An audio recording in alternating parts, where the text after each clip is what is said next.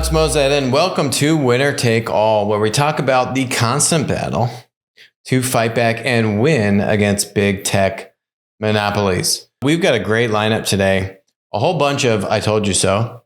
And you know what today is? July 1st. This is the first day of the recession.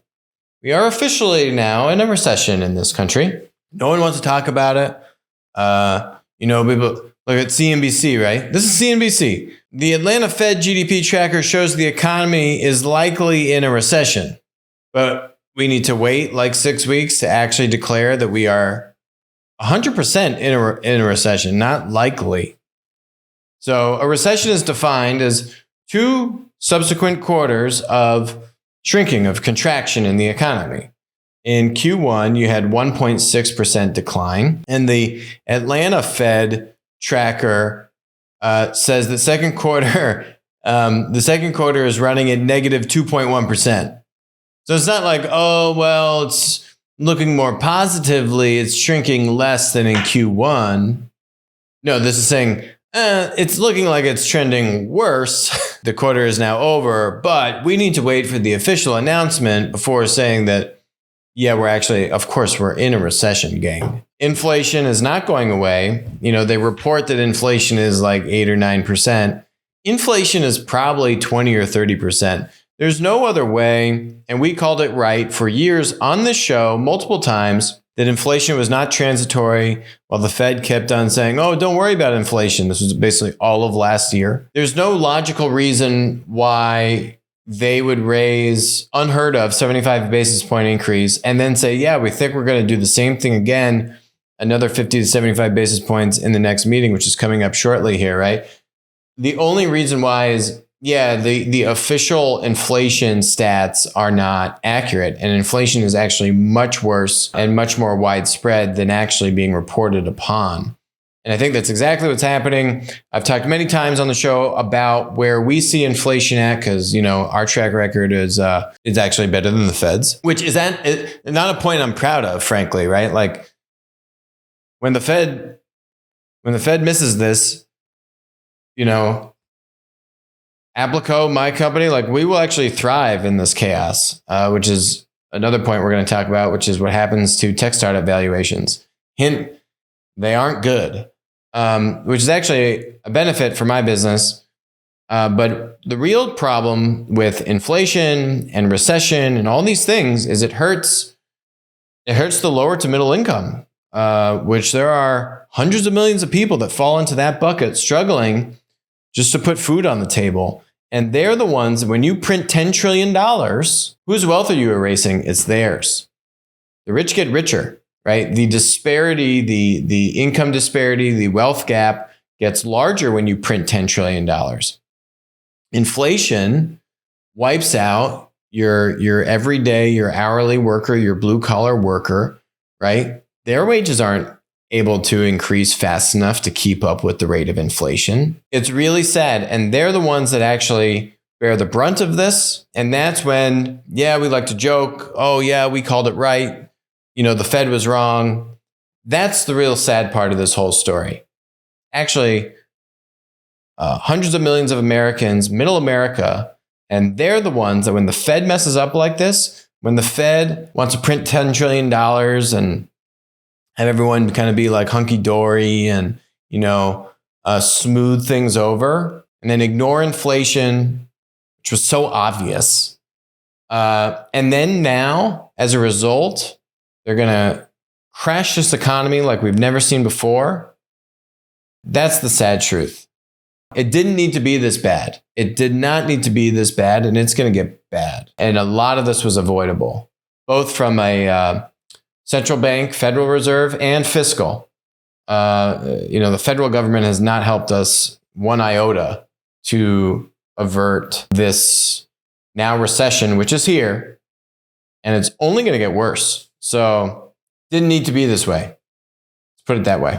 And I also blame China. Of course, I blame China. But we ourselves, the institutions that we have set up to help this country, federal government and the Federal Reserve, have not done that.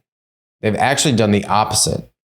I actually think they've made this worse than it had to be. I mean, that begs the question, why is Jerome Powell getting another term? Like, no one talks about that. Jerome Powell reinstated. So, look at this. This was 9 days ago. Fed Chairman Powell testifies U.S. not at the point of recession in the near term. Does he understand what the definition of recession is? What is wrong with this guy, actually? This was 9 days ago. He says, a recession is certainly possible, but not in the near term. I don't see the likelihood of a recession as particularly elevated right now. 9 days ago, Powell said, no one is good at forecasting recessions very far out. Bro, I'm not asking it for a couple quarters out? This is 9 days. We're in it. This guy's a fool. Early to mid-May, Jerome Powell confirmed by the Senate for a second term. The Senate voted overwhelmingly Thursday to give Jerome Powell a second term as Federal Reserve chairperson. By the way, in mid-May, we all knew that we had devastatingly high inflation. We all knew that the Fed completely missed the call. It wasn't just the Fed, it was our Treasury Secretary, it was federal government officials, the Fed. Everyone just kind of tells them these, they just convince themselves of an alternate reality. So the Senate voted 80-19 to give Powell a second 4-year run. When you look factually at the misses he's already had, and you look at what's about to come, much of it, again, could have been avoided or certainly mitigated. Very sad to see. Okay, next topic. Some more I told you so. Article here out of Pinterest. Pinterest CEO shakeup. These guys like to claim that they said that Ben Silbermann, the co-founder and CEO of Pinterest, was expected that he would leave. No one could say they were surprised that Ben Silbermann is stepping down as CEO of Pinterest. I read the information. I report on the information on this show. This is not what the information was saying at all. That's something we've expected for a while. No, that's not true, Martin. People just lie. Now hindsight's 2020. So you look at our reporting on these things, right? In which now the information says, oh, this is obvious. Maybe they're saying it was obvious as of 6 days ago because Pinterest literally hired his replacement, and it's in the securities filings that they hired this Google exec, Bill Reddy. So maybe that's why they're saying it was obvious as of 6 days ago. But if you watch this show, it was obvious as of 2 years ago that this guy needed to go. And then they say, oh, well, look at all these past events. Silbermann was criticized for moving too slowly on decisions. We talked about how, their M&A slowed down. They were looking to buy companies, and then they dragged their feet, and then they lost the deals. We've talked about their failure to move into commerce. Instagram beat them and, is farther ahead in monetizing their social media platform and getting into commerce. How did Instagram beat you, right? And then this is when I first called that Ben Silbermann was the problem. And everyone reported on this thing, and no one actually attributed blame back to the CEO. We did. I'm going to show you the video. This was I think she was the COO, this Francois Brouwer, might be butchering the last name, or she wrote this Medium post and, talking about all the cultural issues inside of the company. This was August of 2020. So almost 2 years ago. You heard it here first, gang. Here it is. Here's the clip. You need a different CEO. I mean, there are a spectrum to these, founder CEOs that are able to grow with the company and manage a business with over 10,000 people in it, something like that. We saw one end of the extreme of that with Uber and Travis. Crazy cultural problems, but it is a very difficult thing, right? To be there in the early to mid stages, and then now you have this big company, and you've had certain executives that you've been in the trenches with for years, and it's difficult stuff to do. Doesn't mean, hey, maybe Ben doesn't need to exit the business entirely. That's not what I'm saying. I'm not saying the guy is trying to do something, egregiously or is like grossly negligent or deliberately trying to hurt the business that all of his net worth is tied up in, right? What I'm saying is, as a CEO, doesn't sound like he's a good CEO from this post. Could he be like a really good head of product? Probably wouldn't want to do that, ego, or could he be like a good chairman? Or if you look at what the Google founders did, Larry and Sergey, right? Like they kind of just worked on like cool stealth projects, right? But they let Eric Schmidt and now Sundar, run the business as that professional CEO. August 2020, that was the first story with the former Pinterest COO. And I read that. You can go check out that video. Boom, we called it back then.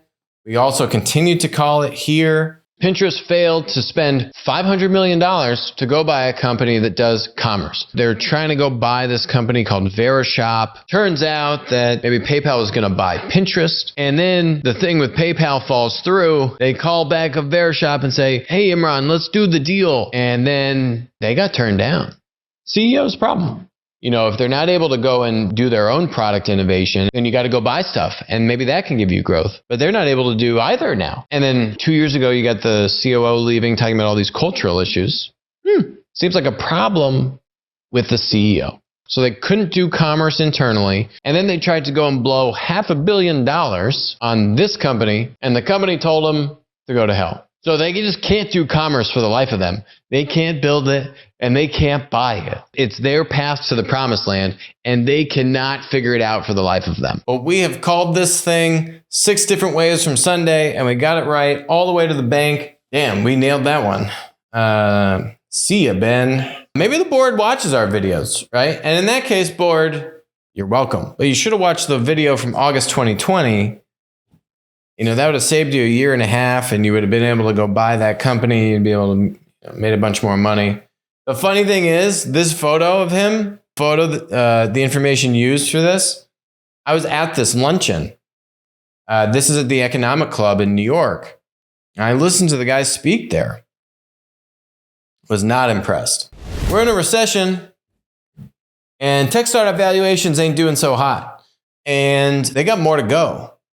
VCs may not think so, but the strategics do. So let's look at some of the data here. At the end of every quarter, you kind of do your kind of like mark to market, hey, here's what we think, because these are all illiquid private investments, right? So, but you need to, at least on paper, update what you think the value is of your fund and of your investments, right? If you're a venture capital or if you're a private equity investor or you do real estate or, other illiquid kind of private assets that aren't as easily priced. You need to at least look at what you think that what those investments are worth on paper. So in Q1, more than 68% of venture funds suffered a drop in total realized and unrealized returns versus capital invested. Oof.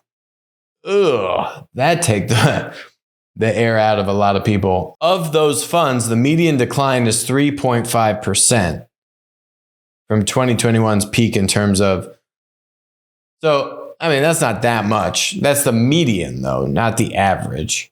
And to put that in perspective, that decline is still very big, considering this is all of them, right? That decline is surpassed only by the downturns during 2 periods of recent events. The global financial crisis, which hit 7.8%, right? So we didn't just have a global financial crisis. You know what I mean? Like this was Q1 of 2022. Things were just so high in 2021. We had $10 trillion printed and injected into the economy. We called it on the show.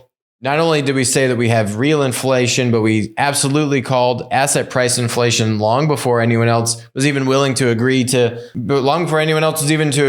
there was asset price inflation. So I think there's more to go, 3.5% compared to, again, 7.8% global financial crisis. That's in 2008.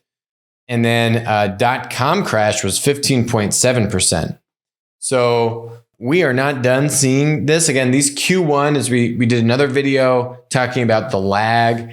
And so the Q1 data doesn't actually show the full story. There's more to go. We just closed out Q2. So in another month or so, you're going to start to see that data trickle in. And that data is going to be, I think, by and large, even worse. I think you're going to see an even bigger drop than 3.5% in Q2 here. So 68% with markdowns of VC. That compares to 54% from private debt funds, 52% from private equity funds.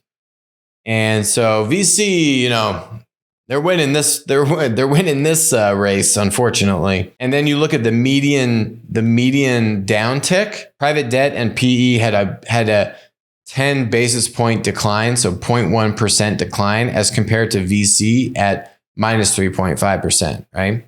Not good. So now you say, well, in the beginning of this video or in the beginning of our episode today, I was saying how, a lot of people can still thrive even though you're in a recession and the economy is in a downturn, us included. And, what Applico does is we help large enterprises strike partnerships and do deals with tech startups. And so, fortunately, we did not help our clients buy companies at maximum peak valuation. You're welcome, clients.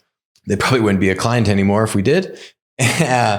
And instead, now this article here is saying, hey, strategics think that startups have more to go in terms of decrease of valuation. And I would say that's 100% correct.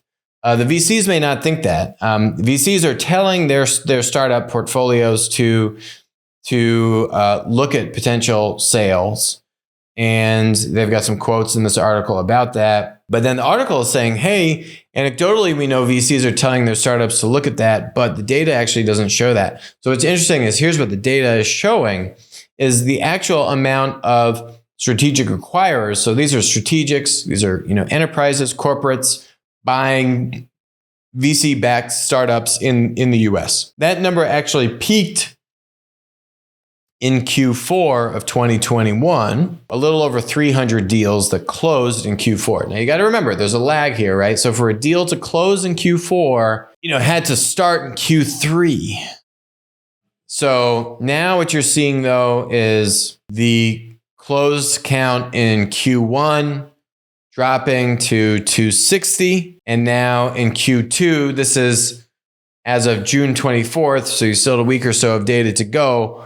But as of June 4th, you're at 192. You're not going to certainly make it back to 260. So maybe you're around 200. It peaked at 313 in Q4 2021, then to 260 Q1 2022, which was pretty much still a banner number ahead of where in Q4 of 2020, you had 245. Was the number of closed transactions in Q4 of 2020. So 260 in Q1 of 2022 still beats that. Now we're down. Now we're going underneath where Q4 was. Now we're kind of in the territory of where we were Q3 of 2020 with Q2 here, maybe at 192, 200. And so to me, what this means is strategics are taking a step back. You still now haven't seen, right? Like the Q3 number is going to really start to show you once strategics could look at where deals were at in end of Q1 and into Q2. Yeah, I don't know. Hey, VC money is drying up. Interest rates are going up. Startups are going to have a tough time.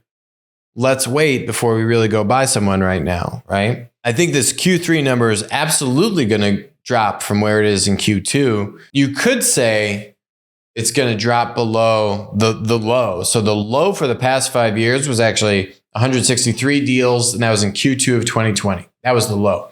So will it go to a 5-year low? It might not. And here is why, is because we're not talking about total dollars spent. We're talking about total deals closed. So I know I'm already seeing it just anecdotally in the work that we do. You are seeing a number of startups pick up the phone and say, hey, so would you be interested, right? So this is total deal count. I do think you're going to see now a lot more inventory come online. You really need to have cash in the bank for the next 2 years if you want to live through the next couple of years comfortably, right? What are the best startups going to look like? They got cash in the bank for the next 2 years, or they still have really strong growth and they're not losing too much money, where they could go, maybe they didn't do their raise in the past year or so, but they still could pull off a raise. They're going to get whacked in terms of valuation, but they can still get the cash they need to make it through the next couple of years. And they could still go do that raise like later next year or early next year, right? So for basically all the companies that don't fit into that category, they're going to need to look at door number 3, which is making some uncomfortable phone calls. These strategics are smart and they understand. I mean, they're in the business. They can see it in their own business, what's happening and how much demand is softening, which means that if you're a startup and you don't have some nice cash reserves and your growth isn't exactly where it needs to be, or your burn's a little bit too high, yep, you got to, make those phone calls, right? What's the harm in making the phone call? Someone says no. Okay. What you don't want to do is not make the phone call and wait another 3 or 6 months where now you're talking about bankruptcy, right? Whereas if you got out in front of this, because what you have to understand is for strategics to do deals, it takes a lot of time. It takes a lot longer than, a high-priced, flashy, big tech acquisition. Actually, frankly, it actually takes much longer because you are now going to a strategic that maybe they weren't already thinking about why to do this. Why is this a priority? These large billion-dollar companies, right? They have a plan. And if you don't fit into that plan and you want to just kind of say, hey, I'd be a great thing for you to buy. Should they take time to pause and divert resources to something that wasn't already on the roadmap? If it was already on the roadmap, they're already talking to you, right? I mean, worst case, even if you don't need to actually go through with the deal, then just don't sell it, right? Like maybe you do raise that fundraise and you don't need to sell. Okay, good for you. But, what I say is you don't want to wait till the last minute. Don't care about optics and all this kind of stuff. Oh, they're going to judge me because I said, hey, I might be open to, right? Honestly, none of that matters. No one really cares about that. And you got to it's time to make the tough phone calls. That's what time it is. No other way around it. We have not seen anything yet. Let me show you some data here from real estate. You're seeing something similar happen in real estate, which is crazy. Look at this stat. Active listings % change from prior month. This is May. This is May data, May of 2022. This is for real estate now. 25% increase. 25% month over month increase in active listings. Why is that? It's because a lot of people in this country are smart. They can see economy is not hot. Apparently they can see that better than Jerome Powell. God, it is just too easy to take shots at that guy. He sets himself up for it. 9 days ago, he says there's no recession. Excuse me? 25% increase in active listings. Look at the data, right? In February of 2022, you had minus 15%, which means, right, there's less active listings from the month prior. In January to February, there was less inventory online than there was the month before. So more people buying, not as many people adding inventory to the market. Now you got 25% increase. What you're seeing is people realizing, hey, I don't sell my house now, I'm not going to be able to do it in the future, right? Or if I do, I'm going to take a much bigger haircut. I'm not going to be able to maximize the price for the house. That's why you're seeing this rush of new inventory coming online. I think it's the same thing you're seeing. There's no way to look at tech startups for sale. There's no data point for that, right? You can just kind of see what's closed, right? But if you want to say, hey, who's putting their hand up? I guarantee you it's the same stat or very similar, right? It's now everyone's saying, ooh, this ain't going to be so good. Interest rates are going up. Not going to, right? The mortgage on a house is already going through the roof. It's only going to keep going higher. It's only going to keep raising interest rates because inflation is uncontrollable. Still not going down.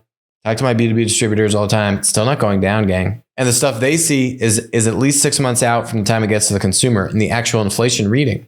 Inflation's still going up.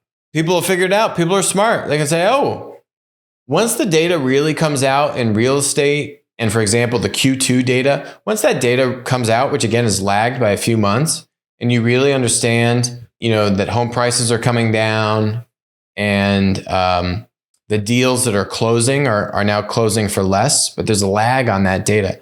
We haven't seen that data officially reported, but you can look at the signals. And the signals in the market are saying, yeah, if you haven't sold that house and you kind of need to sell that house, or you sell the house like right now. Sell that thing in July. Because this data is going to start to come out more and more. You're not going to get the same price you could get right now. You're not going to get the same price that you could have gotten 6 months ago.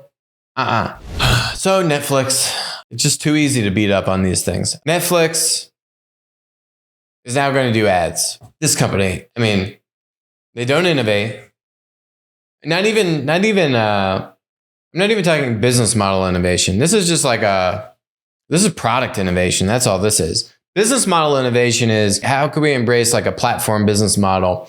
How can we embrace third-party content? How could we go after YouTube? How could we go after UGC platform model? How could we have a hybrid kind of like premium tier?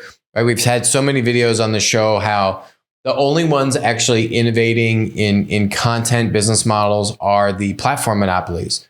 They're the people that have content platforms and actually have then a linear premium content streaming business, right? So like Amazon has Twitch, and then they have Prime Video. You've seen them cross-pollinate those two businesses quite successfully together, and Twitch is killing it. You've seen YouTube try to launch their own premium, like subscribing their own linear proprietary content into YouTube. That didn't work out so well. You've seen them now launch YouTube TV.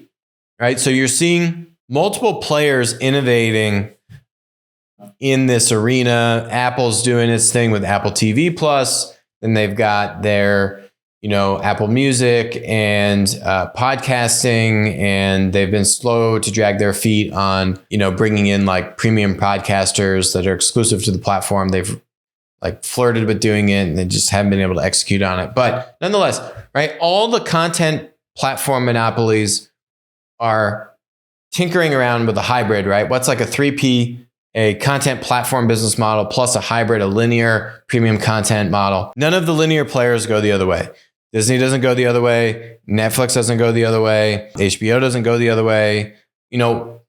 Why is it all one way, right? Why is it always the tech innovators embracing business model innovation and disruption, and the incumbents in the content arena, not everywhere, but specifically in content, all they know how to do is just buy other companies that look like themselves. Frankly, Disney just buys other studios like Star Wars. Then they buy the MLB's like streaming thing, and they buy Hulu. Those are all linear business models with like digital on top. HBO, same thing. They just like merge with AT&T and then merge with Discovery and just do these mashups. Where is the actual business model innovation? Answer, nowhere, unfortunately. That's on them, frankly. Nothing new with this. Oh, now we're going to do ads. Why are you going to do ads, Ted? Oh, because we're like losing hundreds of thousands of subscribers who don't want to pay for our service anymore. Oh, could you have seen that one coming?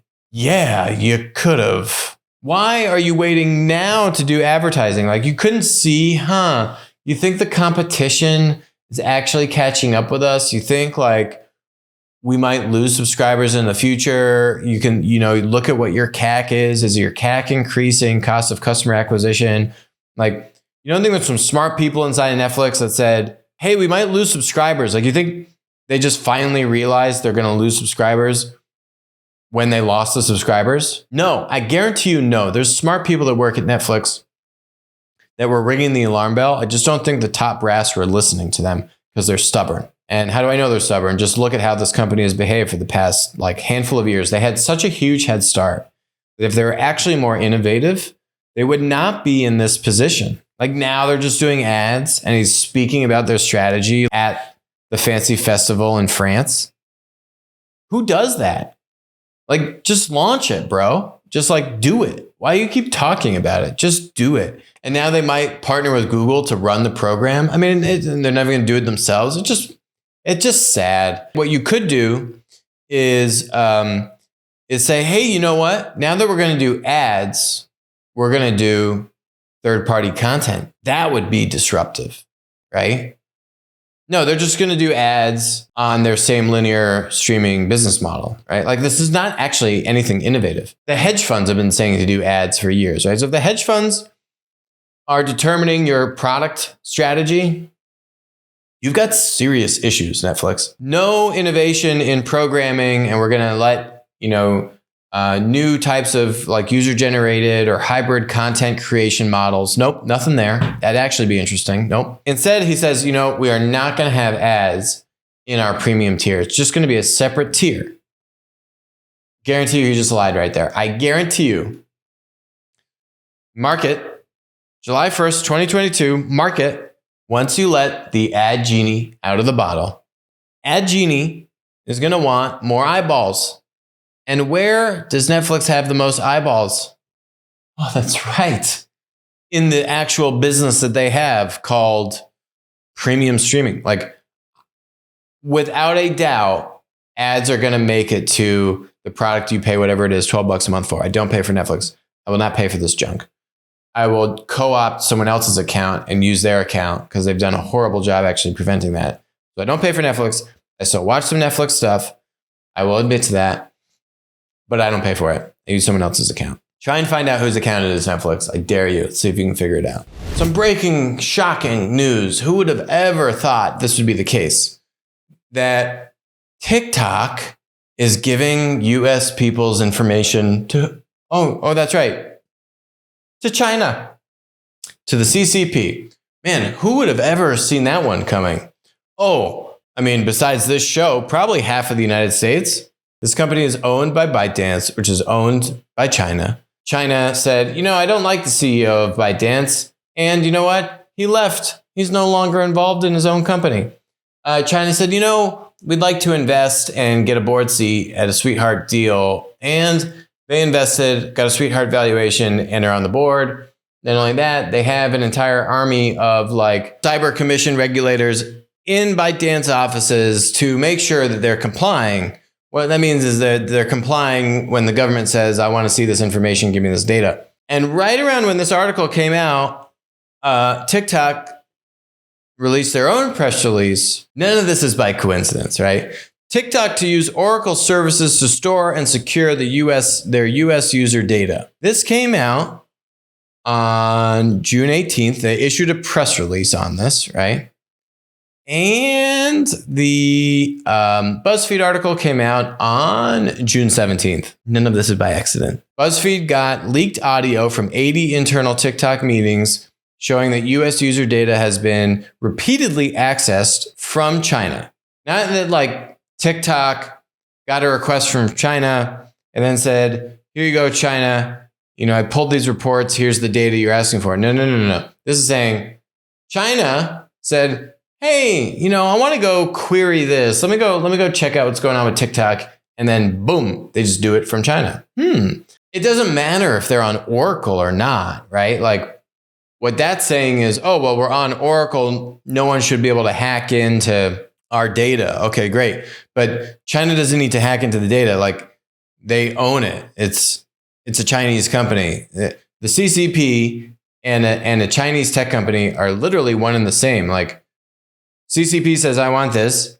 They get it. It's not a hacking. Like the company will just give it to them. Years ago, this was pre-COVID. We were literally laughing about this on the show where the head of TikTok said, yeah, if President Xi asked me for someone's data, I wouldn't give it to him. We're literally, Nick and I were just giggling to ourselves like, okay, great. Then you and your family are going to jail, buddy. So you're really not going to give President Xi the data that he wants about your users?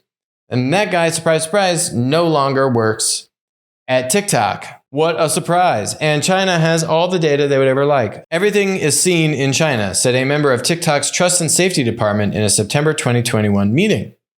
In another September meeting, a director referred to one of Beijing-based engineers as a master admin who has, quote, access to everything. Oh my God, right? So there's some good news. You actually have the FCC commissioner calling on Apple and Google to remove TikTok from the app stores, citing national security concerns. Brendan Carr. Good by Brendan. Everyone likes to hate on President Trump. President Trump called this from a mile away. India also did the same thing, gang. Okay, this doesn't need to get partisan. India banned TikTok, did another video on this, and within 12 months, you had a TikTok clone, but it was from an Indian tech company. And that company raised over $1 billion in VC money that's going to help Indian, workers get Indian jobs at the Indian TikTok competitor. And all of the Indian users' data is going to be stored in India and not accessed by China. Sounds like a pretty good deal, right? Like, do you really like, can you really not create a TikTok clone? There are other TikTok competitors. They just don't get the breathing room because TikTok is so dominant here. And it's a platform monopoly. This is a modern monopoly. It's how these businesses work. This is the role for government to come in and take action. And we almost did, but because of, frankly, dumb partisan politics, the ban did not go through. And now this situation has continued to spiral out of control, and China's continued to exert both soft and hard power through their Chinese tech monopolies. It's ridiculous why we let this thing operate here. That's it for us today on Winner Take All. Thank you very much for joining us. I'll talk to you soon. Have a great 4th of July. Go America.